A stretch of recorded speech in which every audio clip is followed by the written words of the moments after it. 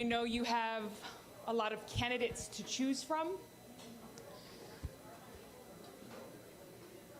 and a lot of them may sound similar in certain ways. So how do you choose? For me, the biggest issue is when I'm hearing a candidate, whether it's for a lower office or for the highest office, how do I know they're going to do what they mean, what they say? Or are they saying that to get my vote? Who is this person when the cameras are off or when they're home? Because they can say all the right things, but how do we know when they get that position, they're actually going to follow through? So I would say, believe what they do, not what they say. Because it's easy to come up with a plan. It's easy to come up with all these proposals of how you're going to fix it, but what did you do when you were in power in whatever level that was of government, of Senate, the Senate, the House, mayor, governor, a lot of the candidates have been in positions of power, and what did they do with that responsibility? Their constituents gave them that trust. What did they do with that responsibility? So look at what they've done. So today, I'm going to tell you what she's done. Because we talk about, and if you've seen any of our posts, it says service above self. And really, every decision that she has made has been with that ethos, service above self. You see some of the candidates who take a position, and it's easy to take that position if it's popular. But when it's a decision between my political career or standing up for the people, what did they choose? And that's what it comes down to. Long before they ran for president, what did they choose? Did they stand up for their constituents? So I'll get started with her background. She has a lot of firsts. She was elected when she was 21 into the state house, the youngest woman ever in the United States to get elected to that position.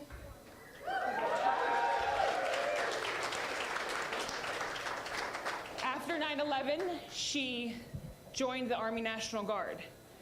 Shortly after, her unit was called to deploy. She was not on the list to deploy with her unit.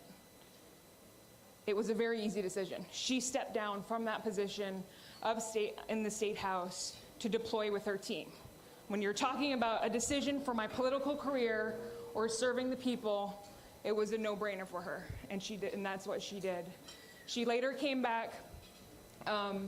She served on the city council, and then she was deployed again to Kuwait.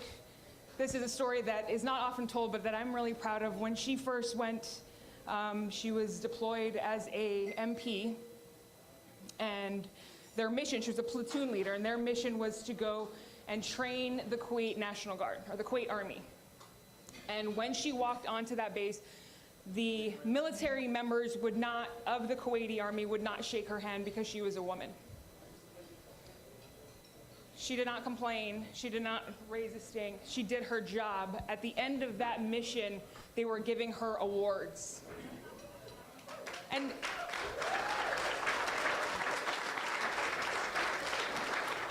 this is so important because of what the next female officer that goes for that mission, she has now paved the way for them to get their job done. She served in the U.S. Congress for nearly 7 years on the Armed Services Committee, the Foreign Affairs Committee, and the Homeland Security. Sorry, I have a lot to say, and I'm trying to get it done in a short amount of time. In 2016, she was known, in the media as the rising star of the Democratic Party. Here's another circumstance where your political career or standing up for the people, and she made her decision, and a lot of you know she stepped down as vice chair of the DNC to support Bernie Sanders.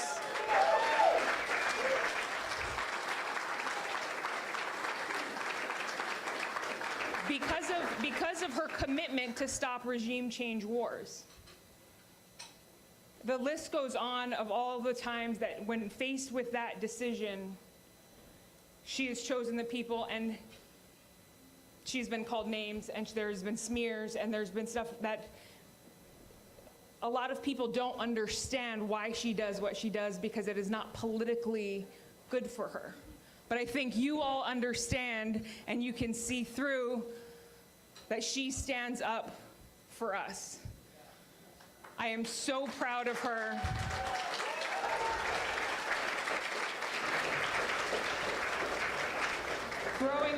Growing up, she took her responsibility as my older sister very seriously. And a lot of the decisions she also made was always trying to be a good role model for her younger sister. I can't ask for a better role model than Tulsi. Please put your hands together for my sister, Tulsi Gabbard. Thank you so much. Thank you. Good to see you guys. Thank you for coming. Thank you. Good to see you. Thank you for being here. Thank you so much. Thank you for coming over. Good to see you. Thank you so much for coming. Your hands are full. Thank you. Thank you. Nice to see you. Welcome back to your hands. Thank you so much. Thank you. Good to see you.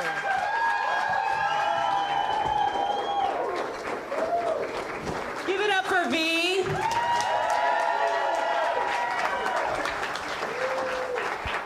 I've been trying to get her to do this for a while now. But today's the day. I could give a whole hour-long speech about her. She's pretty badass herself. And someone who has been committed to service throughout her life as well. So I love you. Thank you for everything that you're doing. Try not to tear up here. She's my little sister. I'm so proud. Thank you all so much for being here today. My heart is full. I'm inspired. I'm optimistic. There's so much that we have to be hopeful for. Because of us, because of people like us, people who are gathering in rooms like this all across the country.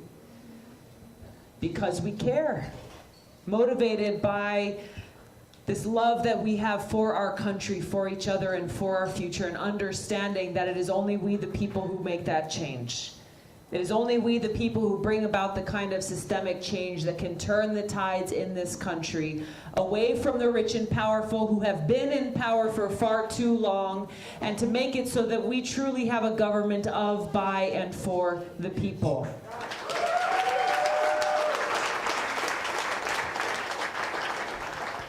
Now, you know, one of the questions that I get asked probably most often, and especially here in New Hampshire over these last few days, is how do we do this? And is it possible? Is it possible to wrestle that power away from the establishment? And it's an establishment of very few elite, rich, powerful, who cross both party lines. If you look at what's been happening in Washington, the problems that we've been facing as a country, the problems that so often go unsolved, we can point this back to a corruption within our own government that has made it so that those in power are serving their own selfish interests and not the interests of the people. So how can we, the people, bring about that change? And is it possible? It is not only possible, it is the only way that we make this change. The only way. The only way we overcome the deep divides that are in our country.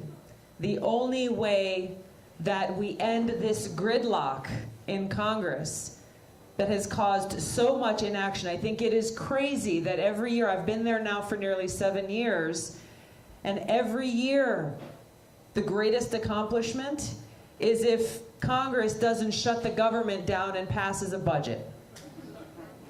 So if you look at where the benchmark for success is, it's like way down here.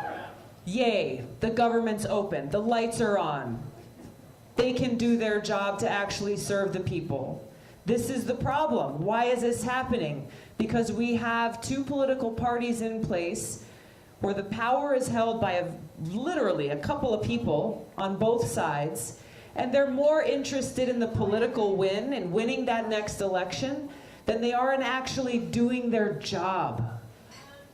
Doing their job. Yes, passing a budget, passing an appropriations bill, listening to the challenges and the struggles and the suffering that exists in communities all across this country, and then coming together to solve it. Not just sitting in a room just with Democrats and Republicans, sitting in a room just with them on the other side and saying, well, gosh, why are those guys so ignorant? Why are they so wrong? How come they don't know anything? Can't they see we're right? This is what's happening, and both sides are doing it, and they're looking at themselves rather than reaching out to the others.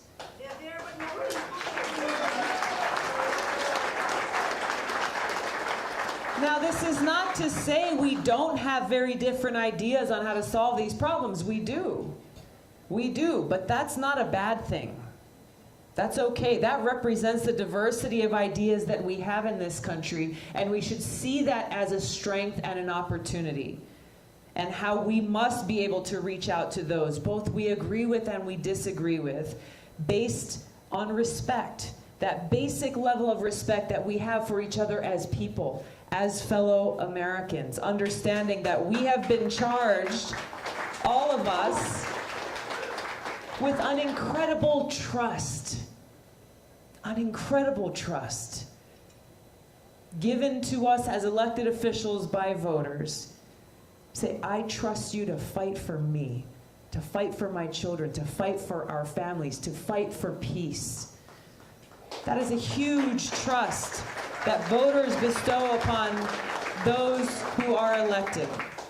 And it's so heartbreaking to see how that trust has been eroded. Because politicians are more interested in serving their own interests rather than carrying out that responsibility they've been given. Trust has been so eroded, the cynicism runs so deep that we question whether or not change is even possible. Is it possible to get elected officials who we hire to actually work for us? That's where we're at right now, right? That's the question that I hear from a lot of people. How about we recognize the power we have in our hands to hire and fire those leaders based on whether they are serving the people or serving themselves.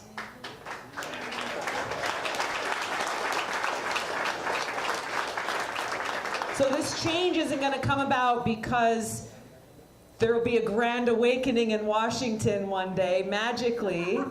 They say, you know what, yeah, we're going to shut down all the super PACs, we're going to stop taking money from lobbyists, we're going to actually think about the folks in our district and how we can serve them rather than who's going to give us our next PAC check. That doesn't happen on its own, unfortunately. I wish it did. How it happens is when we, the people, make it so. When we set the standards for those who are asking us for our trust and our vote to be able to have the privilege, and it is truly a privilege and an honor to be able to serve you, that trust is earned and those promises are delivered upon. That's how we get rid of this government of the rich and powerful and have a government for the people.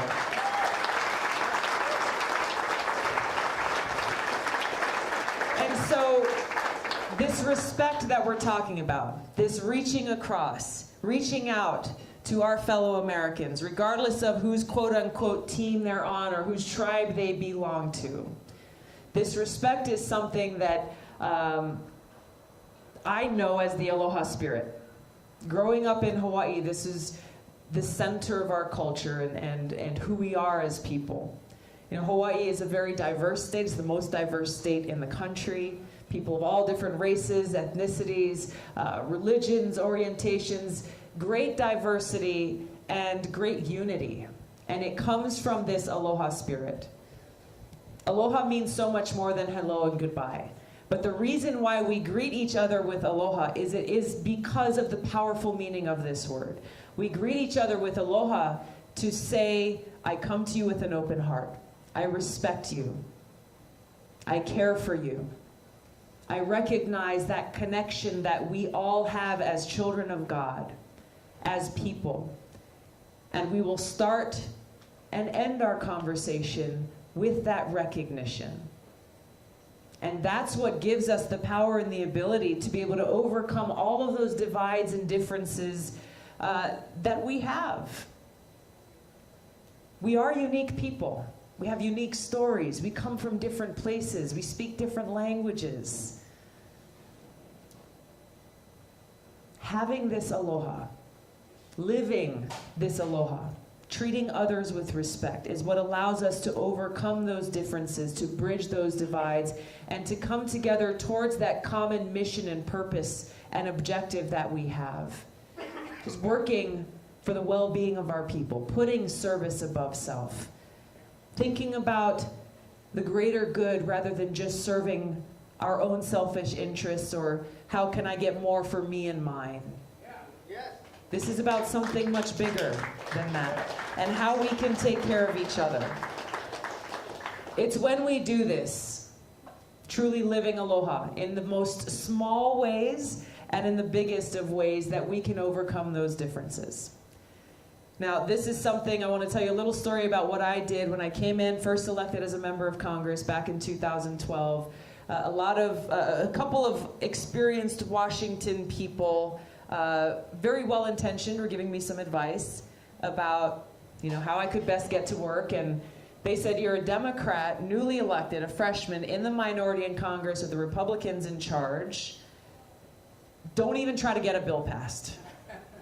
Don't even waste your time, because it's impossible. There's no way to do it. There's no way to convince these Republicans to pass your bill, whatever it is. So just bide your time, wait for the Democrats to get in charge, and then, then you can get to work. Yeah, boring and unacceptable. My constituents in Hawaii didn't vote for me to sit back and bide my time and wait for something to happen. No, they voted for me to get to work for them. And so I went to this universally understood language, which is food, as a way to reach out. And I called my mother back in Hawaii, who makes the most amazing macadamia nut toffee. It's good. I'm telling you right now, I'm sorry I don't have any with me. I apologize. But it's the best toffee you'll ever taste in your life. I called her and I asked her, would you make 434 boxes of toffee for every one of my new colleagues, every one of my soon-to-be new friends? And she's an amazing woman. My parents, they raised 5 kids. She said, yeah, of course, that's a great idea. I said, I'm not done yet. I have one more request. And I asked her, can you make another 435 bigger boxes of toffee for the staff of every member of Congress? Right? And she paused only for a moment to say, okay, that'll take me a little bit longer. But she understood why it was important. So as she was there in Hawaii, stirring 2 pots at the same time, pouring those trays of toffee, making sure my dad did his job as quality control. He ate 1 piece out of every pan. Make sure everybody got the best. I was in DC handwriting notes to every one of my new colleagues, learning more about them, their background, their interests, their states, their concerns. And the amazing thing was that as soon as we started to deliver these small gifts of aloha, the impact was almost immediate. In Congress, really the only time we are all gathered in one place is during votes every day. And usually there are a couple of rounds of votes every day. And right away I started to see senior ranking Republicans making that long walk from the Republican side to the Democratic side and saying, where's this new member of Congress from Hawaii? And when they found me, saying, oh my gosh, thank you. Thank you so much. I ate all the toffee, so where can I get more to take home to my family this weekend? And then most importantly, saying, hey, I'm the chairman of the Transportation Committee. I'm the chair of this committee or that committee. Tell me what you're working on. Tell me about the issues that your constituents are most concerned about. I want to work together. That small gesture of respect and aloha and reaching out recognizing that regardless of our differences, politically or otherwise, we find that common ground based on respect and a common mission of service above self.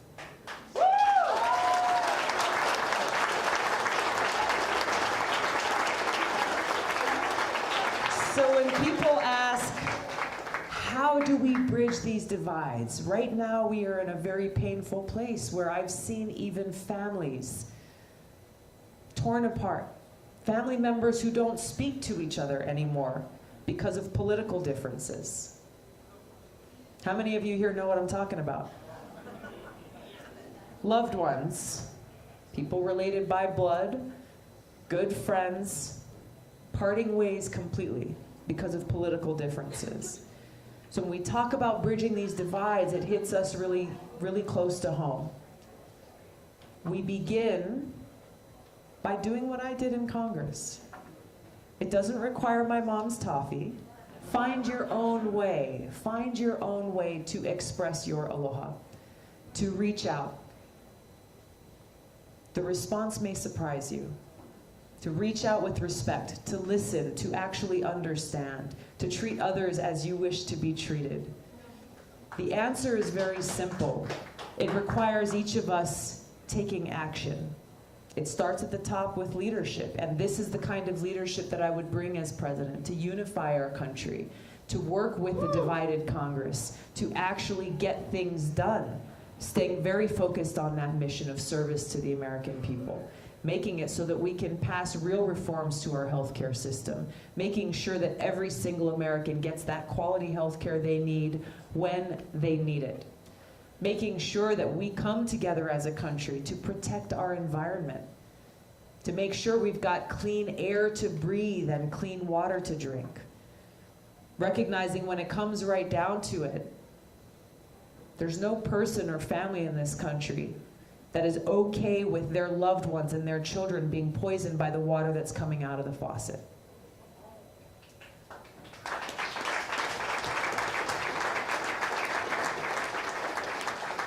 When we come together, putting the interests of the people ahead of politics and profits and everything else, we can bring about real criminal justice reform. We can bring about an end to the failed war on drugs.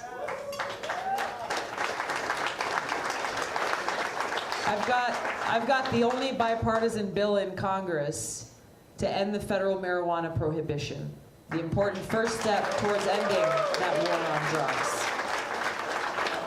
An important step that will have a very positive impact on the opioid epidemic we're facing in this country.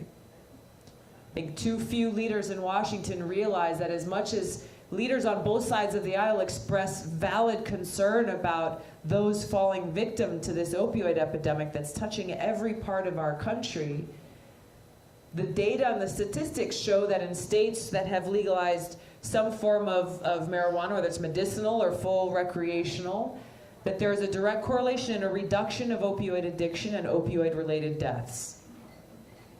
This is a difference that can be made very quickly. We can see how we can make a difference coming together to invest in our infrastructure. You know, an infrastructure bill is something that has bipartisan support, but it hasn't passed through Congress because of the partisan gridlock. We can bring about real immigration reform. We can bring about gun safety reform. All of these different things, these are issues when you take away the partisanship, you take away those who are politicizing these issues for their own gain, and you just bring it home down to what is best for the people in this country, the health and well-being and quality of life. You'll find that there's unity there as we bring our different ideas on how to accomplish that objective.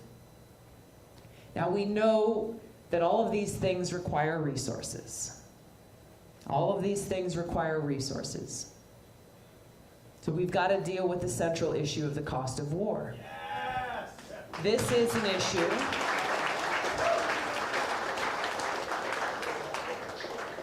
This is an issue where time and time again, and again, I served at the state legislature, the city council, as well as in Congress, and at every level, there is a lack of resources to fill the needs of the people in our communities. Whether we're talking about the basic needs of sewers and water infrastructure, parks, making sure that our firefighters have what they need, our law enforcement officers have working radios. These are, making sure the trash is picked up and dealt with in a responsible way. These are day-to-day things that have an impact on our lives every day. Yet on the city council, it's like, hey, there's never enough money to do what you need to do.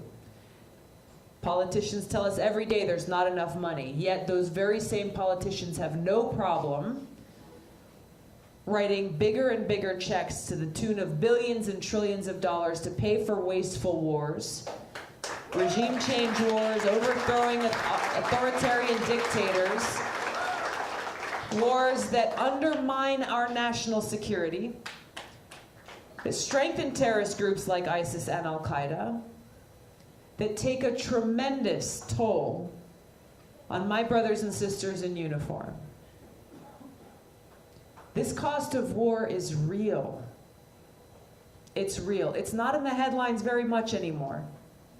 We just lost a soldier a little over a week ago in Afghanistan. 2 more the week before. Got maybe one news story out of that.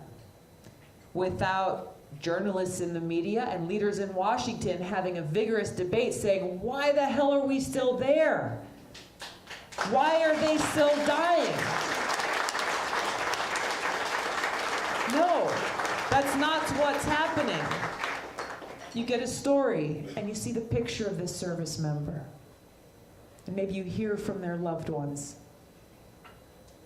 The pregnant wife whose child will never know his or her father. This is real. This is real. And yet, all that we get as service members and what we get as the American people is lip service from politicians saying, well, we have to be there and stay engaged. What the hell does that mean? I'm serious. What are you doing? What objective are we trying to accomplish? Our troops should have come home from Afghanistan a long time ago. We need to stop waging these wasteful regime change wars. Stop putting our troops' lives on the line needlessly, dishonoring that service and sacrifice that they and their families make. We need to work to end this new Cold War that we're in. Once again, politicians who have failed us, pushing us closer and closer to the brink of nuclear catastrophe as tensions keep escalating with nuclear-armed countries like Russia and China. Being very careless and not thinking about the consequences of their policies, their rhetoric, and their actions. Bringing us to the point where we're at an arms race now. Trump just tore up the INF treaty not too long ago. A treaty that back when Reagan and Gorbachev negotiated it, a lot of politicians and people said it was an impossible agreement, that they would never be able to accomplish something, overcoming their differences to find that mutual interest of a safer world. They accomplished the impossible. Now, instead of doing what a good leader should have done in working out the differences and strengthening that treaty, Trump tore it up and threw it in the trash, and now has sparked the fuel that is flaming the arms race. Who benefits from this arms race? An arms race that cannot be won. Do we? No. Even you know that. No. Who benefits? Do you know? Nobody. One group benefits from this. The people who make a hell of a lot of money making those bombs, right? The rest of us and the world is less safe as a result. I know you know that. So this is where we are, and this is why I'm running for president. There are people who are saying, well, Tulsi, you're not in the debates, maybe you should just drop out of the race. It's not going to happen. It's not going to happen. This is who I'm fighting for.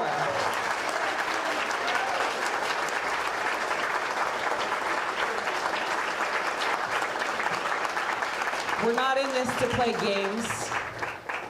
We understand what is at stake. We are fighting for your future. To make sure that you have one. To make sure that no family has to live in fear of a potential nuclear attack that would end up in annihilation of our country and the world. We are staying in this fight to bring about the kind of real change we need to see. Whereas President, I will end these wasteful wars, work to end this new Cold War and arms race, and take these trillions of dollars that have been draining out of our pockets, out of our schools, out of our healthcare system, out of our community, and redirect those resources back where they belong. Back towards serving the very real and urgent needs of our people right here at home. This issue of the cost of war and our foreign policy is central to every other issue that we face. Which is why we need this change. And it's why you can trust that with the experience that I bring, and most importantly, the conviction and understanding that enables me to walk in on day one, ready to serve you as your commander-in-chief, to stand up to the military-industrial complex, to stand up to the foreign policy establishment in Washington that has carried great influence over both Democrat and Republican administrations to continue waging these wasteful wars, to not be bullied into these wars by anyone, whether they be a civilian or a uniformed general officer. Thinking first and foremost about these decisions very carefully, understanding in a deeply personal way the cost and consequences. Making sure that if we send our troops into harm's way, they are only on missions that truly recognize their great sacrifice. Missions that serve the interest of the American people and keeping the American people safe.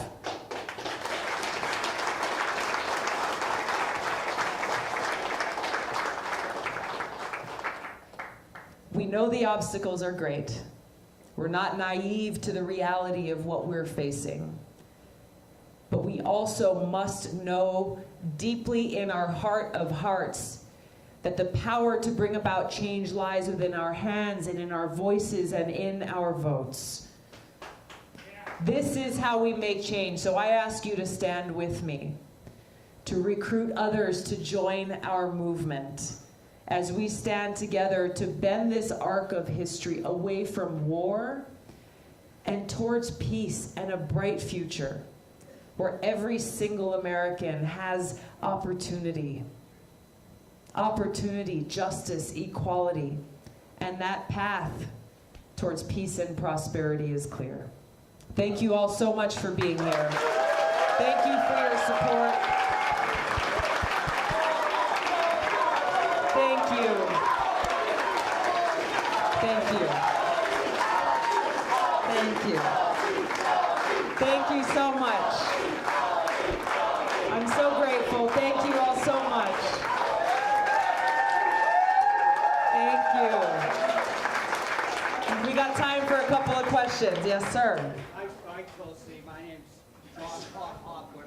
I'm a soldier like you are. Thank you. And I was in your first video, but I haven't been very active lately. I would like to invite you to come up to the Manchester VA Medical Center. There's something that's not being covered by the press, unless it's the right-wing press. The religious liberty people that are so, well, here, you could read about it. The religious liberty people associated with Vice President Mike Pence put a Bible on a missing man table, which is MIA, POW, right in the main foyer, right here in the Manchester VAMC. One of the people behind it is a person that believes that you cannot swear allegiance to America on a Quran. Now, when the Military Religious Freedom Foundation gave 14 people that objected, talked to the local Manchester VA, leadership, they took the Bible away within 3 hours. But then Washington intervened, and one of the things they were justifying, this was with the Bladensburg Cross case. It almost is, the exact same timeline. They were justifying this Bible, that it could be replaced on that table, that it had accompanied a World War II air crewman through a tremendous 2-year ordeal where he'd been shot down, took it with him to a POW camp, escaped. That was a lie. That's a lie. And Vice President Pence repeated it. Now, somebody tried to put other texts on rather than the Bible. They were immediately taken away. I believe that Pence, who people are associated with him, and Trump want to create a situation at our VA that would be equivalent to something like Charlottesburg. And it's incredibly offensive. And as somebody, it's just not about Christians. And I'm a Christian, and the person that there's a lawsuit is a devout Christian. I served with Jews, all sorts of people, and it's incredibly offensive. And I'd like to invite you to come up there because this is a moral issue. It's, true believing evangelical Christians. It's like that's the only people. I'm not putting down evangelical Christians, but militant ones. Like they're the only people. Thank you. Thank you for your service. Yeah, and thank you for your service. Thank you. I think really the underlying issue here is how will we stand up for our fundamental freedom of religion? Every one of us. That freedom of religion, yes, separation of church and state, but that fundamental freedom that each of us has to worship in the way we choose to worship or to not worship at all. Preach it, sister. This is one along the line of the freedoms that are enshrined within our Constitution that we always must stand up to protect. We swore an oath to defend the Constitution. Against all enemies, foreign and domestic. I have taken that oath both as a soldier as well as a member of Congress and stand firmly with you in fighting for those freedoms. Thank you. Thank you. I knew I could count on it. Thank you. I just wandered by. Yes, yes. Thank you. My name is Katie Hickman. I'm an early educator in Southern New Hampshire. I teach over 300 children and infants through kindergarten every week, 17 classrooms. Sounds like a fun job. It is a fun job, a busy job. Yeah. So something that I face daily is hearing from parents that it's a struggle to afford childcare. Luckily, I work somewhere where we do a lot of scholarship programs, and the state of New Hampshire is trying so hard to pass more scholarship funding. We just need to get certain bills passed at the state level, which has been tricky. But on a national level, do you have plans in place to help our families be able to afford childcare, as well as kind of helping teachers who maybe are wanting to continue working in early education, but it's not affordable to do so? Yeah, thank you. Thank you, and thanks for the work that you do. The short answer to your question is yes. I think that there's a lot of talk at different universal pre-K programs and child care programs. I think that we can and should put more resources towards that, but not limit ourselves to that. Because I also think that parents are often in a difficult place and position, especially without paid family leave, where they're wondering, okay, God, I'd really love to stay with my child longer, but I've got to get back to work, otherwise I can't pay the bills.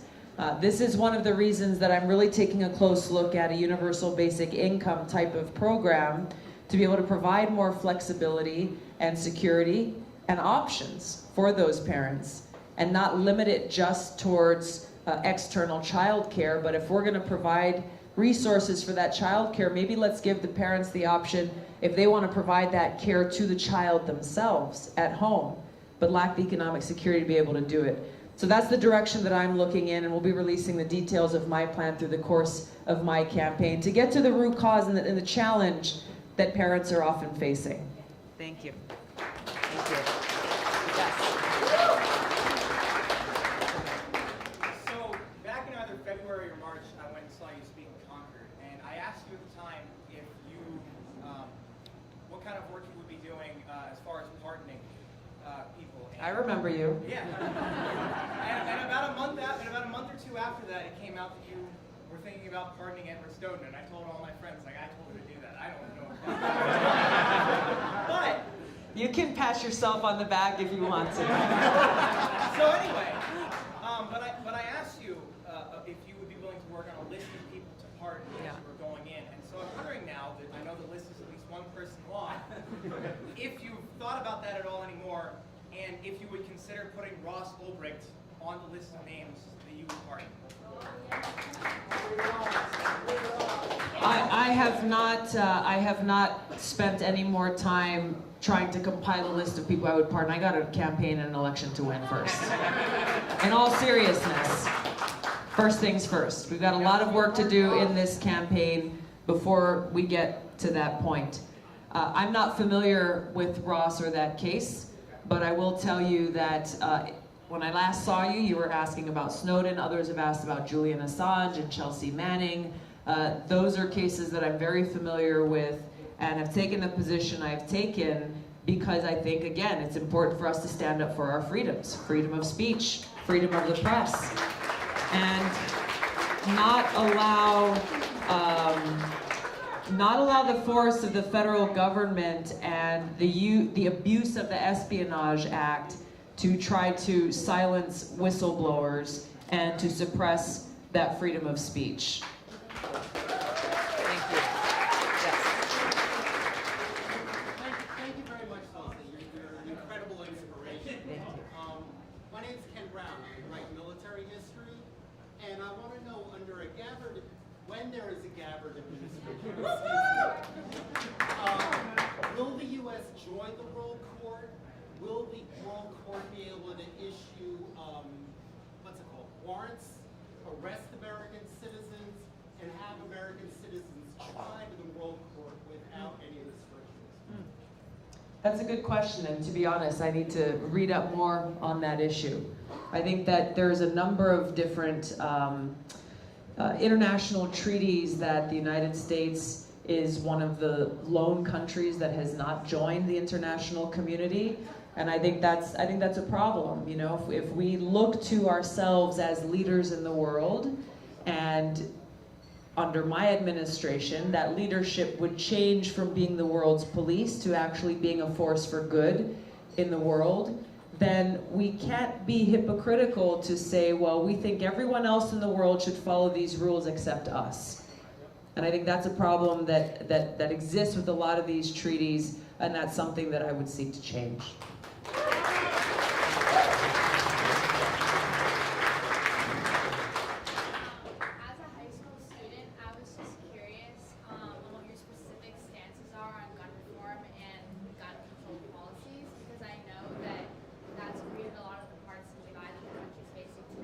Right. And I was just curious what your administration would do to help students who are weird to go into school spaces, or just people in general who are afraid of all the mass shootings. Yeah. Thank you. What's your name? Sam. Sam. Thank you, Sam, for being here and for asking a question that I think is on a lot of people's minds. You know, the fact that we are in a state in this country where high school students are afraid to go to school. Your parents, are you mom? Yes. Moms and dads are afraid that when they say goodbye in the morning, you get dropped off at school, that something could happen between the drop off and pickup. That as people go to the grocery store, go to worship at church or a mosque, temple, or synagogue, these shootings are happening in the places that we frequent on a daily basis and in all different parts of the country. This is something that's impacting all of us as a country. And that's why it's so important that we overcome these divides and actually be able to do something about it, recognizing that this is about all of our lives. It's not just about one group or another. And I think this is the problem, is we look at, okay, well, where is this divisiveness coming from? It's really coming from, you know, on one side you have people who say that there should be no regulations or restrictions whatsoever on their ability to own any kind of gun. And on the other side, you have the other extreme saying, well, we think that we should, some people think that they should repeal the Second Amendment and not allow anyone to own any guns. So you have these things on both extremes, but where the vast majority of the American people are, we recognize that upholding and protecting our Second Amendment rights does not conflict with wanting to bring about sensible gun safety reforms. If you look at what it says in the Constitution, it talks about a well-regulated militia. It doesn't talk about an unregulated militia. So once again, this, like so many other issues, we have the opportunity to bridge these divides that unfortunately exist because you have fear being fomented on both sides, not because it's in the best interest of the people, but because maybe it allows one organization or another to raise more money, to get more membership, but meanwhile people's lives are being taken. And they're being taken by those who are inflicting these murders that make the headlines, but there's also a lot of folks in cities in different parts of the country, in Chicago, in Detroit, and other cities, who are seeing their kids killed, who are seeing loss of life on their streets because of guns every single day, and they never make the headlines. There's a deeper issue here that we've got to resolve. Passing sensible legislation like universal background checks, red flag laws, and others are necessary, and I support the passage of those legislation, those bills, and as president I would sign them into law. But I think we've also got to deal with the deeper issue here of bridging those divides and figuring out why are these shootings happening in the first place? What's driving them? And how do we resolve those challenges together? That requires leadership, leadership that can bring our country together to solve these challenges at their root, and that's what I hope to be able to do as your president.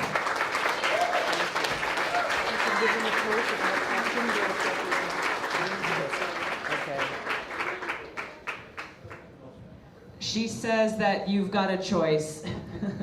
I'm going to ask for a raise of hands.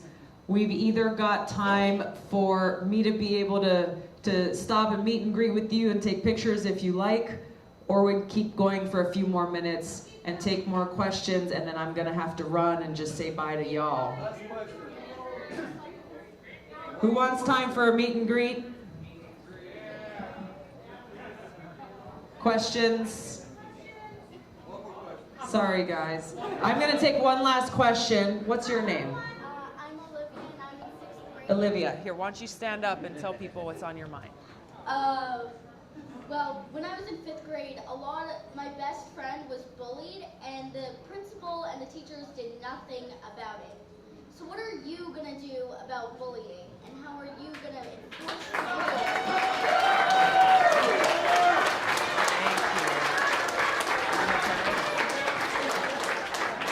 I just asked if they were your parents because they look really proud of you right now. Thank you. Thank you for being here, Olivia, and for bringing voice to a lot of kids who are suffering because of being bullied. I'm deeply disturbed that your principal and teachers did not do anything about this, but unfortunately not surprised because this is happening in schools and to kids across the country. I think there's accountability measures that we need to put in place for teachers and principals to be the leaders that they are charged to be and paid to be, to put an end to bullying in our schools. We've got to see this for the serious threat and impact that it is, especially with social media now, where bullying, online bullying, in the selfie age, where image and views and have clicks and everything else has a daily impact on people. You know, I've seen videos on social media from kids who are crying for help, who are being criticized and called names because of the way they look or where they come from or their accent or whatever. And unfortunately, we're seeing kids who are choosing to try to take their own lives as a result because they feel like they don't have anywhere else to go. And this is heartbreaking and has an impact on all of us. So we've got to be able to be there for kids, hold the leaders in the schools accountable, and to create a culture of support, of standing up against bullies. And it's not only in our schools, it's happening in our communities. It's happening in our communities where people are being bullied and called names and saying, hey, go home, you don't belong here just because you have brown skin, or you're heard speaking a different language. And yes, this culture of bullying is being fomented by the guy who's occupying the White House right now. This is why leadership is so important, accountability is so important, and why it's important for every one of us, as I'm sure you did in your school, to stand up for those who are being bullied, recognizing that an attack against one of us is an attack against all of us. Thank you. Thank you all so much for being here. I really appreciate your support. We need your support to continue to help grow and build our campaign. So as you're walking around here, our volunteers are going to be walking around with sign-up boards.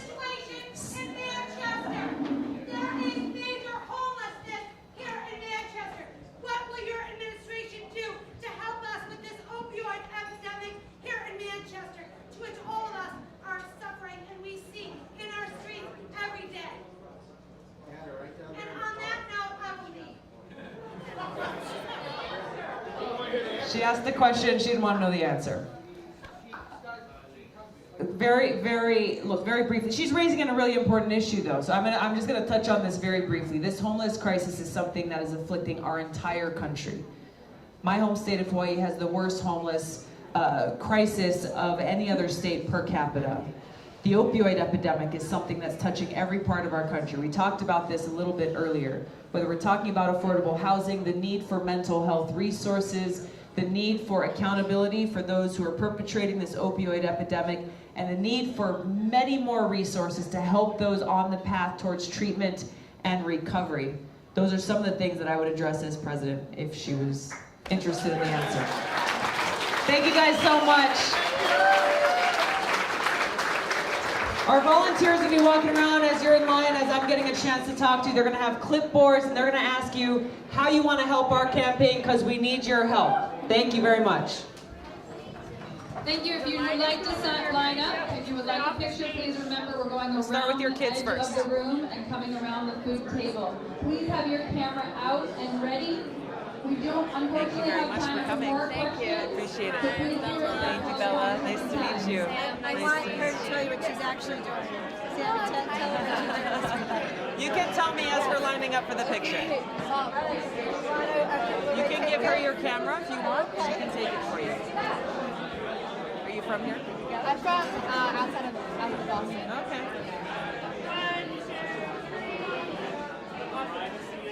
Thank you. Thank you for being here. She's working on changing legislation so that younger people can vote, who can vote not only in the election but can vote in the primaries. What's the age?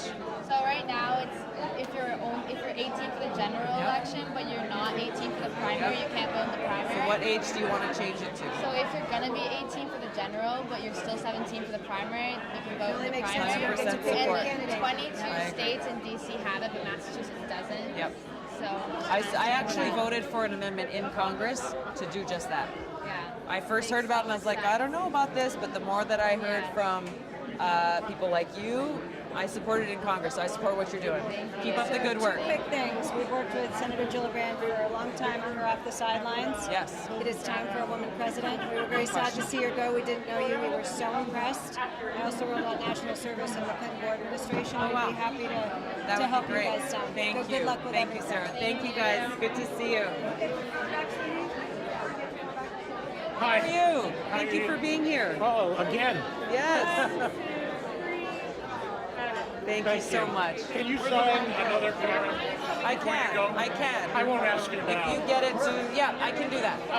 Just hang out. I'll sign on my way out. Thank you. got it. I voted for Trump, but I really, of all the candidates, I support Trump. That means a lot to me. Makes a lot of sense. We have people coming to every one of our events who are saying exactly the same thing. You're not alone.